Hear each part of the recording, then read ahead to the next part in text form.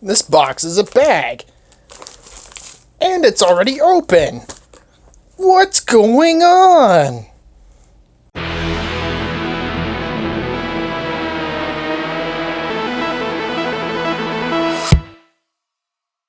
Alright, so yeah, obviously, I got a little impatient with this one.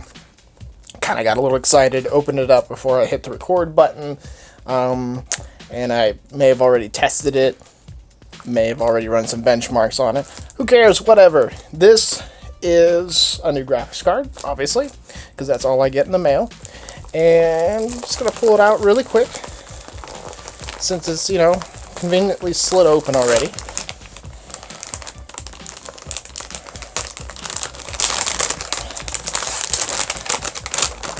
And immediately, you can see that this is an ATI card. And if you are well versed on ATI cards, you know that this lovely lady is named Ruby. And you may also know that this card is a Radeon X 1800 XT dating back to 2005. Now, since I've already tested this card, and I've already run benchmarks on it, and I already know it works, instead of going to that portion of the video and showcasing the card in action, which really I don't need to do, I'll just go over a little kind of history briefly. This card, of course, came out in 2005, and it was actually ATI's first Shader Model 3.0 card. And what is Shader Model 3.0, you might ask? That's a good question with probably a complicated answer, but basically it was an iteration of DirectX 9. DirectX 9 went through a couple iterations. There was the original, which started with the Radeon 9700 Pro in 2002, and actually that came out before Microsoft even released support for DirectX 9 in Windows. But then there was DirectX 9B, which didn't see hardly any support at all, and then DirectX 9C with Shader Model 3.0, and that saw a lot of use, a whole lot of use, largely thanks to the generation of consoles, the PS3 and the Xbox 360, and in particular, the most popular engine of that time, the Unreal Engine 3.0, required and used Shader Model 3.0. So that was kind of the baseline requirement, or baseline shader model used for that entire generation. I believe that was the 6th generation, if I'm not mistaken. So yeah, this was, of course, like I said, their first, but actually kind of late, because NVIDIA beat them to the punch in 2004 with the GeForce 6 series. This had 16 pixel pipes, ran at, if I'm not mistaken, 625 megahertz on the core and 1500 megahertz on the memory, using GDDR3, and also supporting 512 megabytes, which was actually an advantage over its competition at the time. 16 pixel pipes, which is actually the same amount of pipes as the previous generation, the X800 XT. So literally, this wasn't seen as a very big upgrade from that generation. It was actually kind of disappointing. Actually, both companies kind of, I want to say they more or less phoned it in for their first iteration of cards. Both the 7800 GTX and this one. They later released newer variants, much faster variants, in 2006. And actually, I did an unboxing video long time ago, before Pixel Pipes, of the 7900 GTX, and kind of went over some of the history and details about that, so go check that video out. I'll put a little card up in the corner there for you to view and peruse. But yeah, what do you say we move on to the next box? Okay, so this entirely blank box, of course, did not ship blank. I made it so. Comes all the way from Hungary. And this one does not have the convenience of being slit open already. Matter of fact, that's That's duct tape on there. So, yeah, a little added challenge. But I have a knife that also opens beer. So this is good. Okay, you ready for a waterfall of popcorn? Here we go. Lovely. Awesome. That's interesting. Okay, so it appears that the bracket was separated from the card before shipping. Okay then.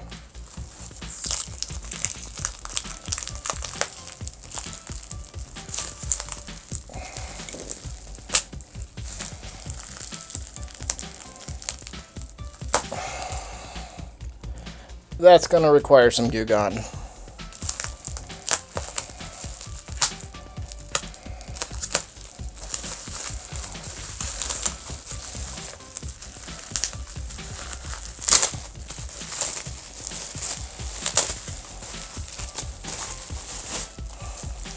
Alright, you ready for this? Oh, yeah. This is the original Voodoo. Oh my god, this is beautiful. Look at this yellow, kind of gold PCB. It's gorgeous. I love it. And I really love that it says 45 million pixels per second up in the corner. That's pretty rad.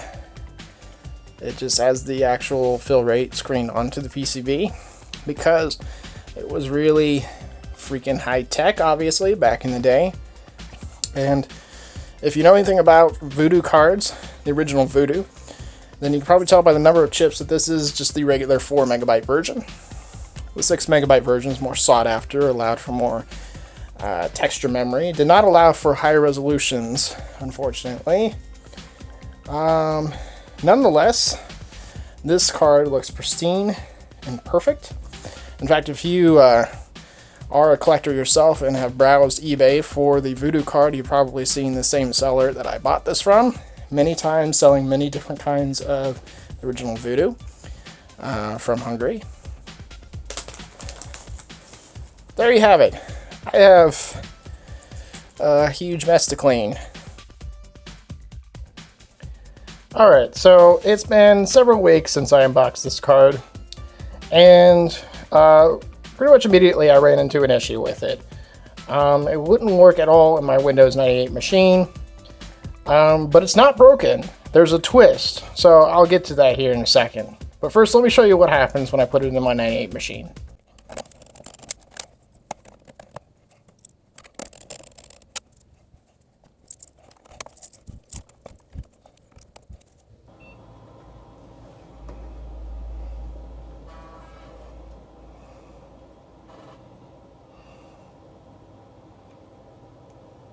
Alright, so we're basically booted up now, and I have GL Quake here, so it should just do nothing. Alright, so I have the computer booted up now with the card installed, and I have GL Quake on here with the latest drivers for the Voodoo 1 that were released by 3DFX for Windows 98, and I'm just going to show you what happens.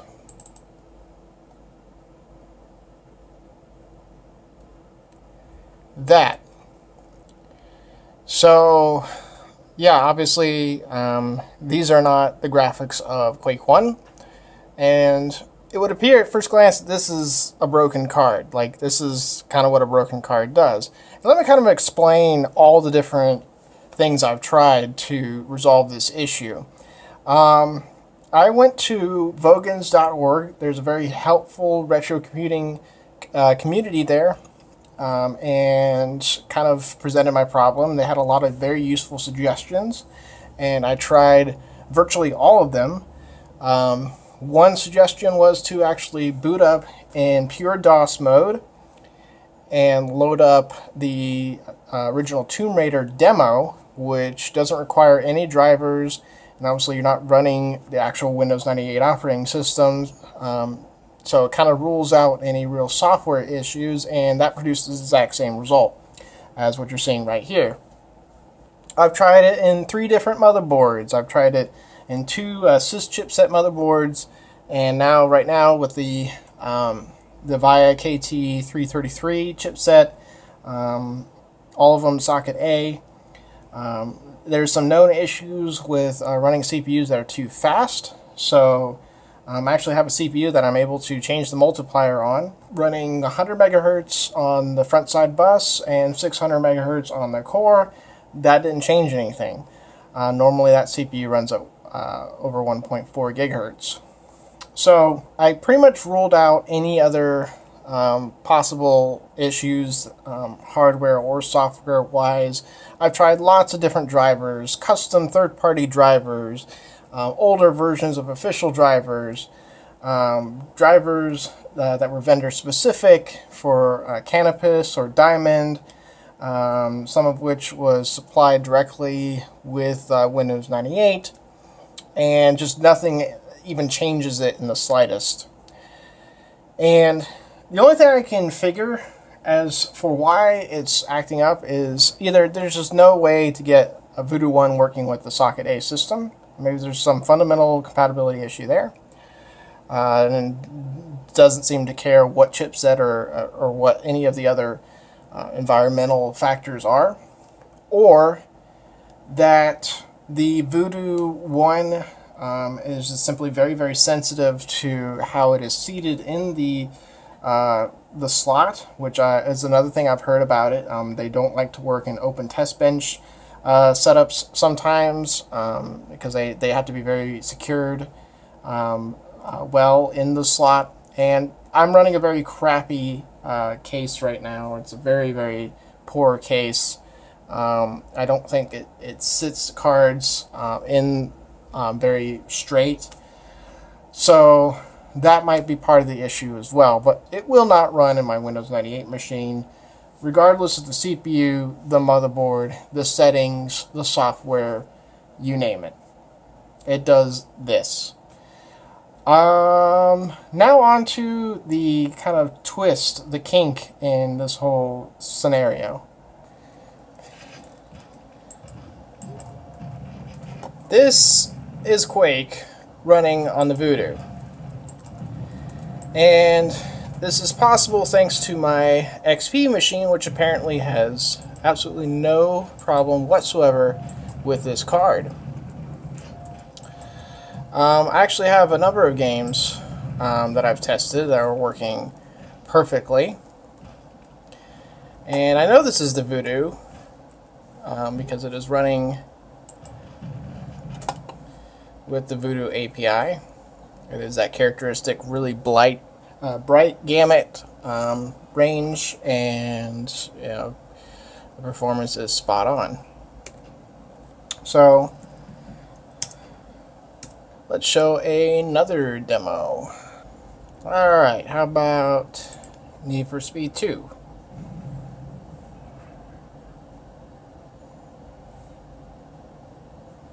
Now, if this were running normal OpenGL or Direct3D, I would have a fraps counter in the corner, because I always have fraps running in the background of this machine. So let's just do a quick race.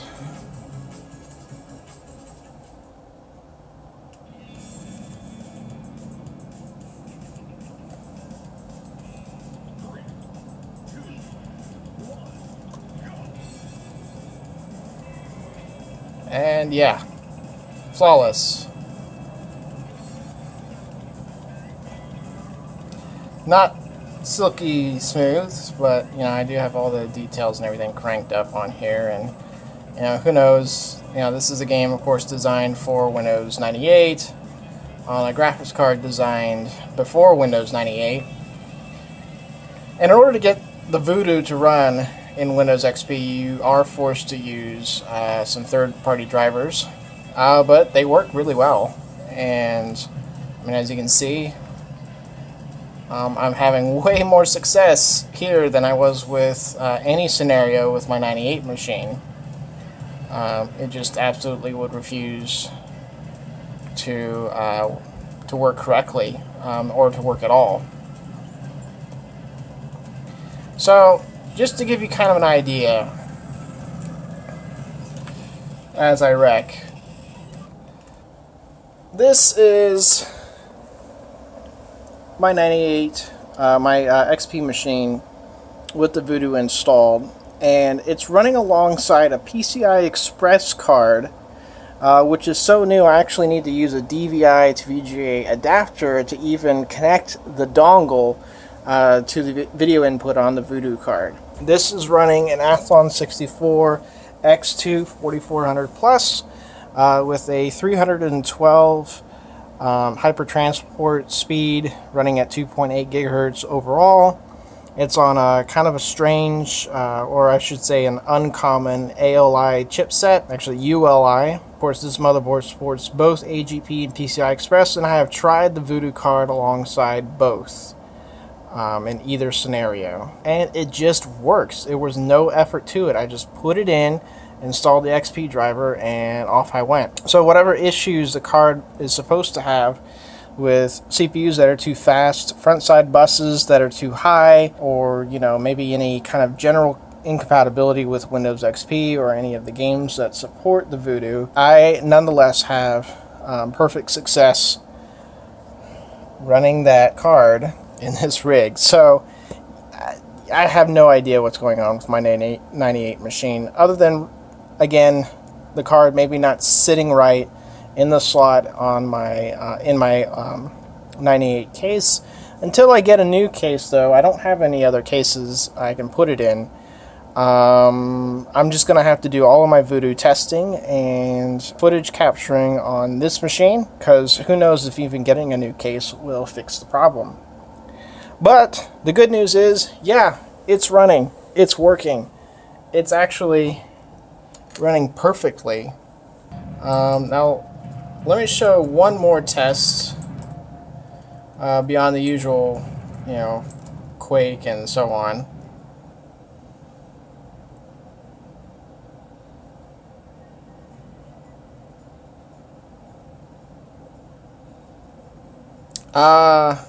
So this is Unreal running on a Voodoo 1. Again, a 4 megabyte card. And it runs amazingly well. I mean, you think about it. Alright, this is a card that's roughly on the level, maybe a little faster, than the graphics chip in a Nintendo 64. Alright, you can see right here, it's running in 3DFX glide mode. And if I go ahead and just load a game, now the initial cutscene is meant to be kind of a benchmark, and it's a lot more rigorous on the graphics card than the actual game is most of the time. So in the actual game, it runs beautifully. Well, don't mean to shoot you. I'm actually kind of amazed by this engine. Obviously, it was meant to be next generation, but they optimized the hell out of it for the original Voodoo, and it's not hard to imagine why. This was kind of a de facto card, like the first card that many PC gamers purchased for 3D acceleration. It was the introduction to the world of 3D acceleration for most people. And so a lot of people up until as late as 2000 were still using a Voodoo 1 in their system. And here we have a game from 1999 which is built and optimized to be able to run just fine on a Voodoo 1. And honestly, this is probably the best looking game that you can run on the original Voodoo. So yeah, just really awesome. I'm blown away by the graphics that this card is able to pull off in this engine. And just to kind of give you an idea, oh god, even with the dust effects, the smoke effects and everything flying all over the screen, it doesn't kill it. And it's running dynamic lighting on the weapon, you can see as I move around. So Obviously, you're capped at 640 by 480 on this card and 16-bit color, but the texture detail is on medium, and skin detail, crazy. And yeah, dynamic lighting was checked by default when I loaded up the API.